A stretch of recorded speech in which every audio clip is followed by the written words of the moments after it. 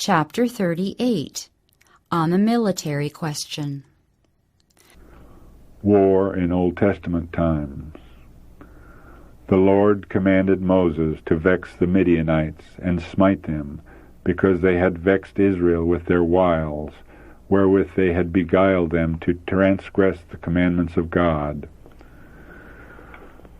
The Lord commanded Moses to avenge the children of Israel of the Midianites, and that he should be gathered to his people. Moses commanded the men of war to prepare for battle against the Midianites, and they warred against them as the Lord commanded, and slew all the males, but they took the women and children captives. Balaam was slain with the Midianites, and Moses and Eleazar the priest, and all the princes of the congregation went forth to meet them without the camp.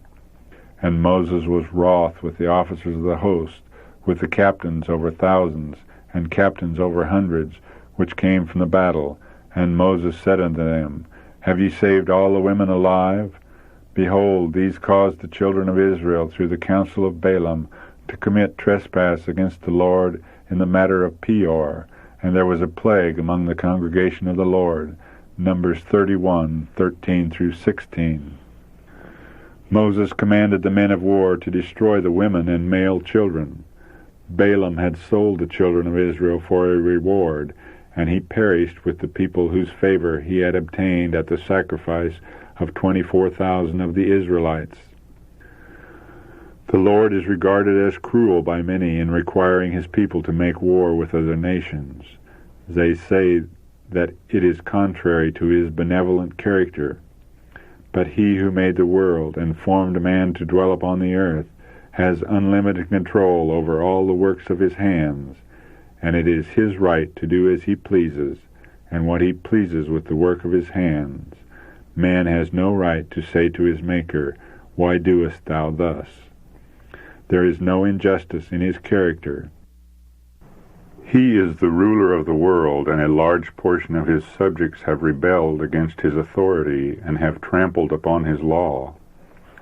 He has bestowed upon them liberal blessings and surrounded them with everything needful, yet they have bowed to images of wood and stone, silver and gold, which their own hands have made.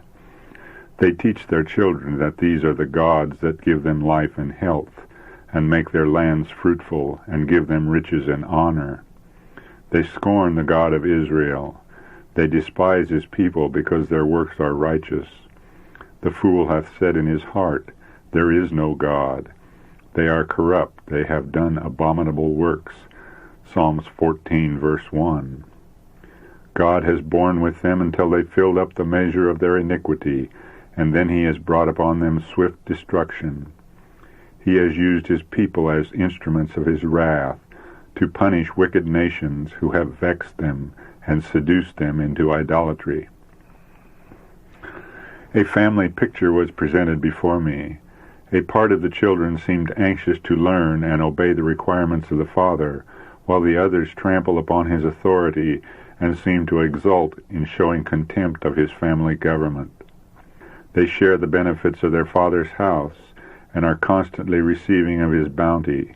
They are wholly dependent upon him for all they receive, yet are not grateful, but conduct themselves proudly, as though all the favors they received of their indulgent parent were supplied by themselves.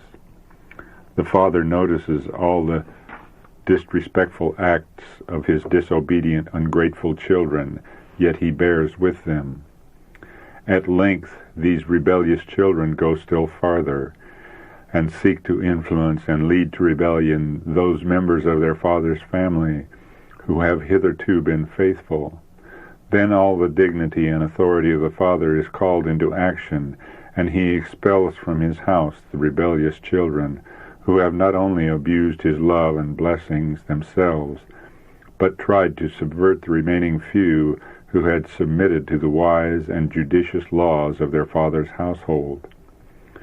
For the sake of a few who are loyal, whose happiness was exposed to the seditious influence of the rebellious members of his household, he separates from his family his undutiful children, while at the same time he labors to bring closer to himself the remaining faithful and loyal ones. All would honor the wise and just course of such a parent in punishing most severely his undutiful, rebellious children.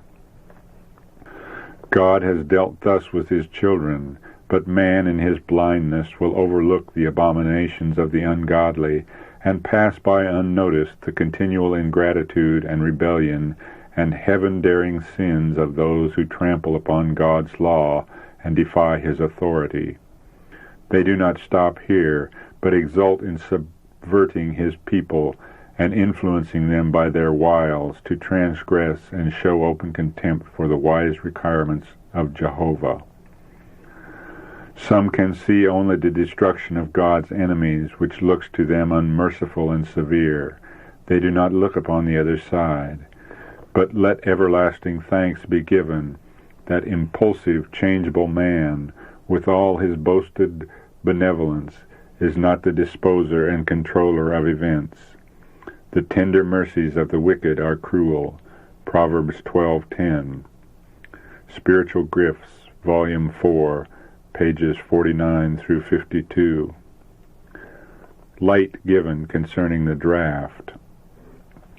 You inquire in regard to the course which should be pursued to secure the rights of our people to worship according to the dictates of our own conscience.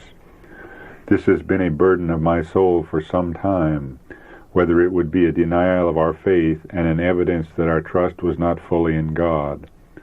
But I call to mind many things God has shown me in the past in regard to things of a similar character, as the draft and other things.